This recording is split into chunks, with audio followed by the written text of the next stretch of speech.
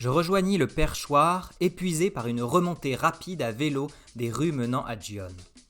Les rares passants à cette heure matinale me jetèrent des regards embrumés, pleins de surprise de voir un Européen traverser à toute vitesse les artères de la cité à peine sorti du sommeil. Je laissai mon fidèle destrier mécanique à l'entrée du labyrinthe urbain qui menait au sanctuaire des Geishas et couvrit les dernières centaines de mètres y menant à pied.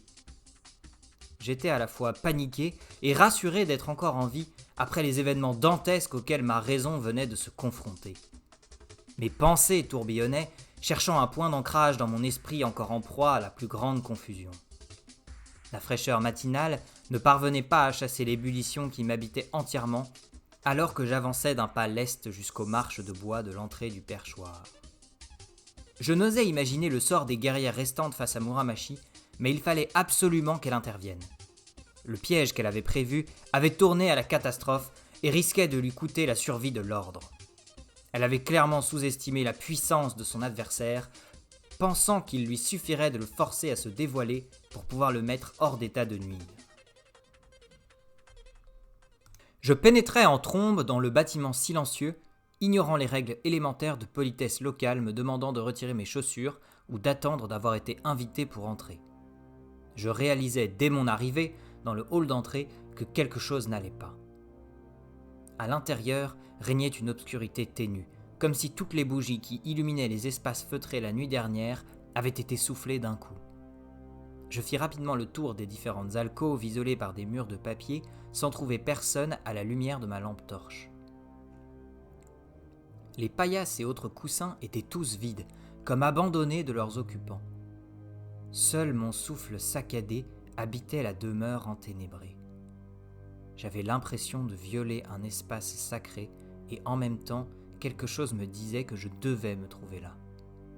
Sans pouvoir l'expliquer, je savais qu'à cet instant, j'étais à ma place, mais un peu trop bas.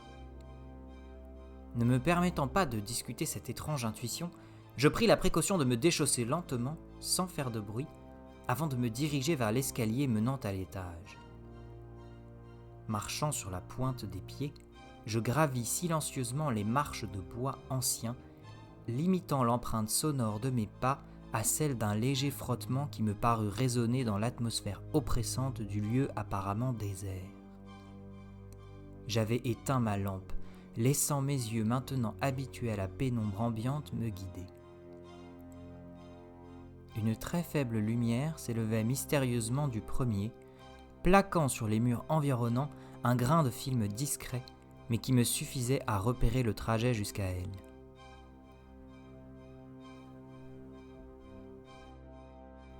À peine sur le seuil, j'entendis un sifflement rapide et je me baissai par instinct. Une étoile de lancer venait de se ficher dans le mur de bois à quelques centimètres de mon oreille. Effrayé par cette attaque surprise, je me jetai derrière un des 4 piliers retenant le plafond de la salle. Le fin morceau de bois ne couvrait pas tout mon corps, mais c'était mieux que rien. Je dégainai lentement le sabre Oni qui avait échappé à la destruction. Le contact avec le pommeau maudit me fit frissonner, les derniers instants de Tanishi me revenant en tête.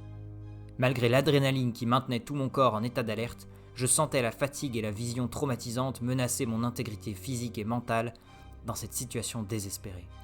Mon adversaire était certainement de l'autre côté de la pièce. J'entendis alors une exclamation étouffée venant justement de cet endroit.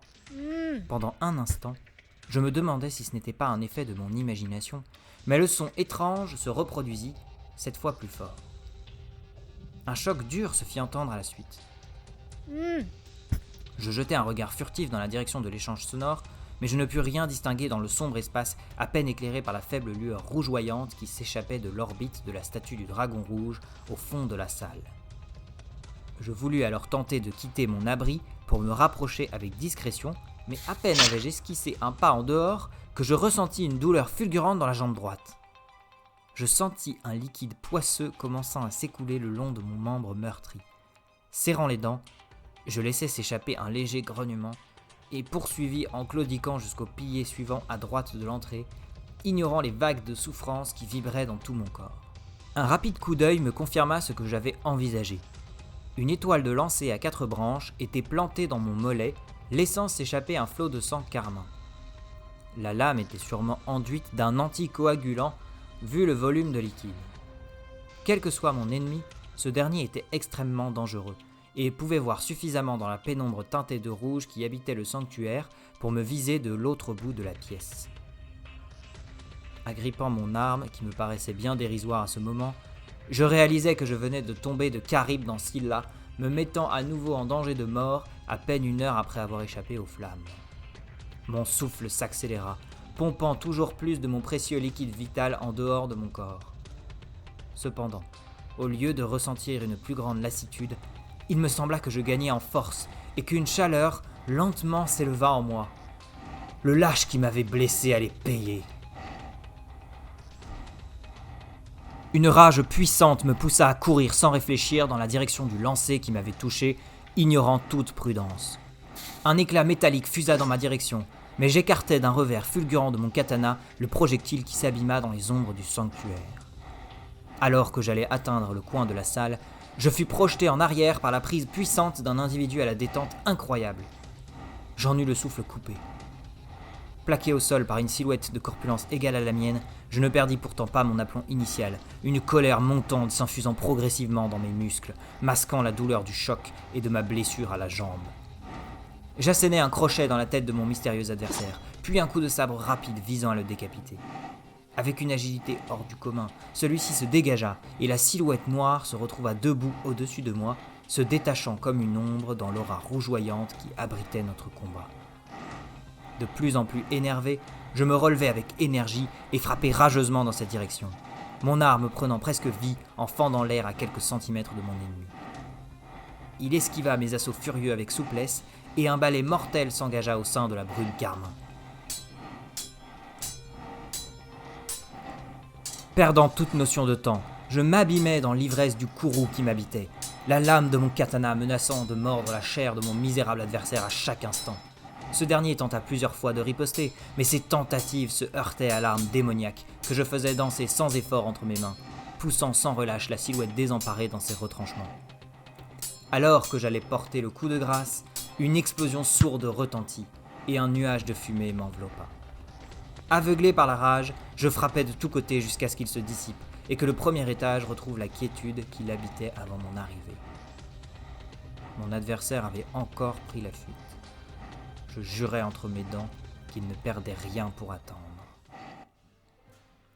La terrible colère qui m'avait envahi quelques minutes plus tôt refluait maintenant, quittant mes artères comme une marée se retirant d'une baie. La fatigue de la nuit, la pique de métal fichée dans mon mollet et les événements de cette aube plus que mouvementée menaçaient de me terrasser, mais il me restait quelque chose à faire. Je piétinais lentement vers le fond de la salle. Près de la tête de la statue du dragon, je trouvais Melinora Sama grossièrement attachée et bâillonnée.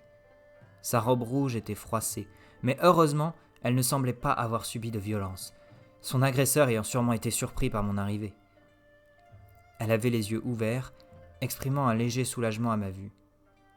Malgré sa situation, elle ne montrait pas le moindre signe de choc. Je coupais les liens qui la retenaient et retirai le bâillon que le fuyard lui avait enfoncé dans la bouche. Elle prit quelques instants pour se débarrasser des lambeaux d'entrave qui restaient et étirer ses muscles endoloris par l'immobilisation de quelques mouvements gracieux. Puis, elle se releva et tourna vers moi un regard déterminé. « Merci. Vous êtes arrivé à temps. Muramashi a apparemment une longueur d'avance sur nous. »« Nous devons faire vite. Il n'y a pas un instant à perdre. Vos guerrières se font massacrer par Muramashi là-haut. Vous devez leur dire de battre en retraite. » Les yeux de la présidente du conseil exprimèrent une seconde d'étonnement, mêlés de crainte face à mon annonce, puis reprirent leur impassibilité première. « Je vais faire le nécessaire. Occupez-vous de cette blessure en attendant. Il doit rester une dose de cataplasme dans la réserve, en bas. Faites vite, car sinon le poison risque de vous paralyser. »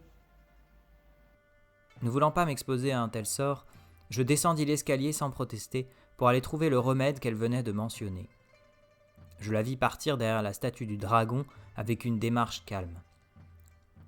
Je trouvai facilement la réserve, un placard couvert par un panneau coulissant le long du mur est du rez-de-chaussée, dans laquelle de nombreuses étoffes précieuses, serviettes et fioles de liquide odorant s'étalaient sur de larges étagères de bois clair. Tout était parfaitement ordonné et des étiquettes en papier de riz indiquaient sous chaque pile de fournitures leur emplacement désigné. Malgré la faiblesse physique qui m'habitait, je ressentais une certaine sérénité en voyant l'agencement parfait que mes hôtes respectaient. Grâce à cet ingénieux système, je pus facilement identifier une petite boîte en bois gravée d'un kanji stylisé qui faisait partie d'un alignement de 9 autres contenants similaires renfermant un onguent anti-poison. Je trouvais également des compresses de coton et des bandages de soie pour traiter la balafre ensanglantée qui marquait mon mollet. Beaucoup de sang s'écoulait encore de la blessure, le flot semblant incapable de se tarir, mu par une force malsaine, le poussant à quitter mes artères. Je ressentais maintenant un engourdissement, me forçant à boiter pour rejoindre une des alcôves attenantes. Une fois installé sur un coussin, à la lumière douce d'une bougie, j'appliquai l'onguent prescrit à l'aide d'une compresse à même la plaie. Le contact de mes doigts sur la zone meurtrie me fit frissonner de douleur, mais je me fis violence pour appliquer la pâte blanche à la consistance de riz écrasé. Je faillis m'évanouir plusieurs fois, mais je parvins à recouvrir l'hémorragie d'une couche épaisse de l'étrange pommade qui formait un barrage pour le fleuve Carmin. Ça et là, quelques éruptions miniatures apparaissaient sur la croûte protectrice, mais cette dernière tenait bon pour l'instant, repoussant également les particules toxiques de poison inoculées par l'arme de mon ennemi. Je me fis d'ailleurs la réflexion que ce dernier, bien que plus combatif, ressemblait étrangement à l'assassin de Saori, détail qui ne m'avait pas frappé durant le combat, mais qui me revenait en tête à l'instant, comme une image fugace. Je bandai ma jambe blessée pour pérenniser l'effet du remède, et je m'allongeai à même le sol couvert de tatami de la petite alcôve au mur de papier pour goûter à quelques secondes de repos. Mes yeux se fermaient tout seuls, assaillis par une torpeur irrésistible. Je grognais doucement quand je tendis la jambe, alors qu'une vague de douleur s'élevait depuis mon mollet, irradiant jusque dans mon crâne. Je m'obligeai donc à plier le genou droit, me maintenant dans une position inconfortable, mais où la souffrance se faisait plus discrète. Je perdis la notion du temps, captivé par la lumière dansante de la flamme de la bougie, jetant des ombres sur le plafond.